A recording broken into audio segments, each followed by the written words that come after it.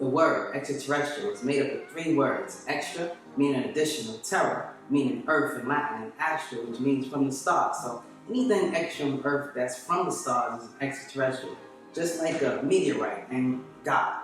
If you ask the average person, where is God, they would point to the sky too and refer to an unconfirmed place called heaven. Now, since heaven is not on earth and God resides there, then we can conclude that God must be an extraterrestrial. Feelings. Welcome to Back to the Basics, where you learn facts, hope you embrace it. Watch, like, share, bring in awareness. Watch, like, share, bring in awareness. I'm fearless. Welcome to Back to the Basics, where you learn facts, hope you embrace it. Watch, like, share, bring in awareness. Watch, like, share, bring in. What most religious people do not want to accept is the fact that they are all reading a version of the Torah, a version of the Bible, and a version of the Quran, not the original text, which came from ancient Sumerian tablets, which also came from the ancient Egyptian records.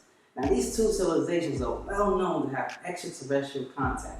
I mean, the Sumerians had carvings on their walls depicting the solar system with 12 planets, way before a telescope was invented. The ancient Egyptians had flying saucers on the walls, stone maps on their ceilings, and they built pyramid structures that was perfectly aligned with constellation before the telescope. They also have the world's oldest celestial observatory, known as the Naphtali in Nubia. And did you know that the oldest account of extraterrestrial records can be found in Egypt on papyrus, now known as Tuli's papyrus? The misconception of extraterrestrials and their relation to the scriptures is lost through many years of mistranslation of each religious books, purposely done by human devils to fool the masses. Back in medieval times, anyone who tried to reveal these facts were burnt at the stake. It was all right to have the Bible translated into Latin and Hebrew, but it was not all right to bring it into Greek or English, because they knew that once it got into these languages, that it was going to lose certain meanings, because the English and Greek languages are bastard languages that is composed of different languages. So what happened is the meaning of words get lost. And if you're dealing with the word of God, I would think and I would hope that you want to be right and exact. But they were calling Latin right and exact, and Latin too is a bastard language composed of other languages. In fact, it's the language of the Romans, and the scriptures does not identify with Roman gods or Greek gods. Hey, it does not even identify with Hebrew gods, because there is no Hebrew gods, nor is it dealing with any Aramaic gods, or Assyrian gods, Syriac gods, or Semitic gods. The gods of the scriptures are simply extraterrestrials. If you ask a Christian, Muslim, or Jew, do you believe in more than one God? They will say to you that they only believe in one God. But what they don't realize is those who plagiarize the scriptures grafted in polytheism and henotheism in their books. For example, in the very first verse of the Bible, Genesis, or Genes of Isis 1:1, it states, "In the beginning God created the heavens and earth." The Hebrew word for God there is Elohim, which grammatically is the plural noun for gods with an S. That's right, a plural.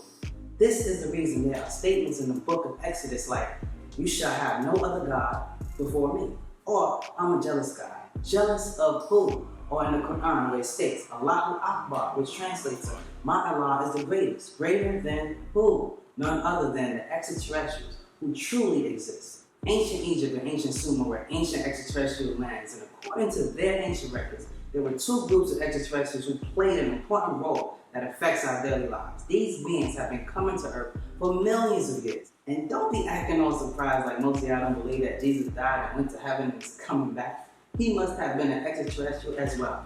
Now, these beings are the Netu of Africa, who created the Negroids, and the Anunnakis of Mesopotamia, who made the Caucasoids.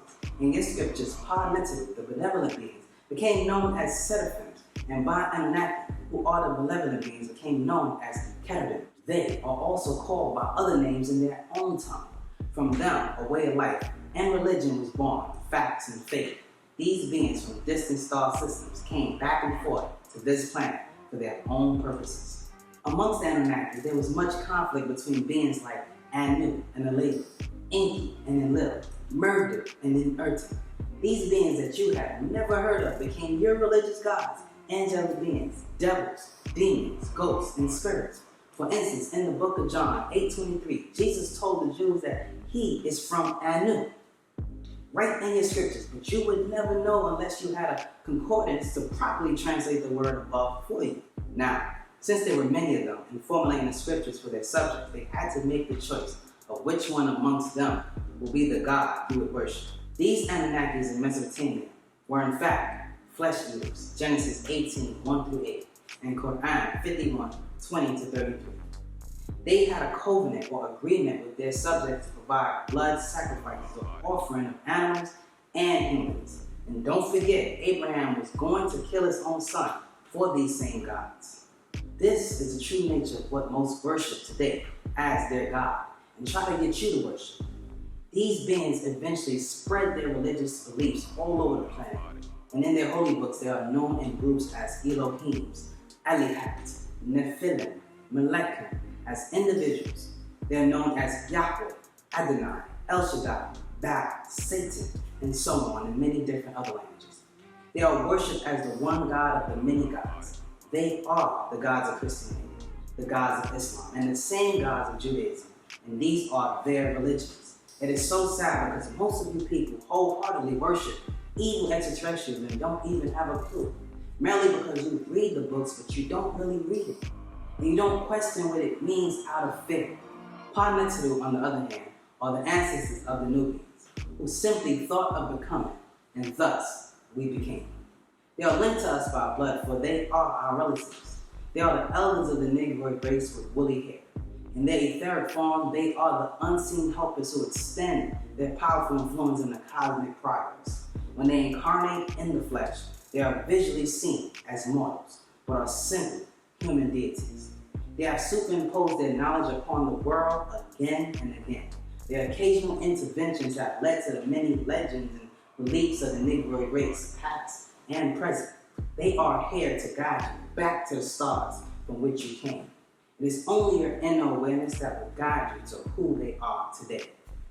Dr. Malachi York is one of them, incarnated in the flesh as the master teacher, Yanan, known in the scriptures as Melchizedek, or Al-Kidah, who's here to help raise you back to being one of the Netim. But it is so hard because so many of you have learned to love the devil, and you don't even realize it. The oppressor's religion is likened unto opium, an addictive drug that needs to be destroyed, for it blinds you from your own spiritual science, Usabat, or Unawab, which is sound right reasoning. Just know that when you have accepted Judaism, Christianity, Islam, or Hinduism in any form as your religion, you must know that you have accepted pale people, pale Arabs, and East Indians as your visible gods. But they are the key figures in those religions. That's why when you join, you dress like them and want to look and be like them, which is other than yourself. In this unfortunate situation, neither can you be equal or have power over any of them. So your only position in their religion is as a slave, always trying to please them.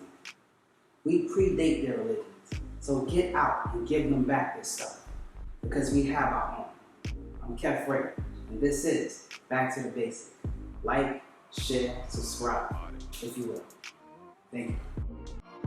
Facts we stated, you wanna know something, go back to basics. Most saw a trap and was called the Matrix. The world frivolized, yet it's hard to face it. So I spread truth, hope you embrace it. Watch, like, share, bring in awareness. We born to be woken, this the awakening. So we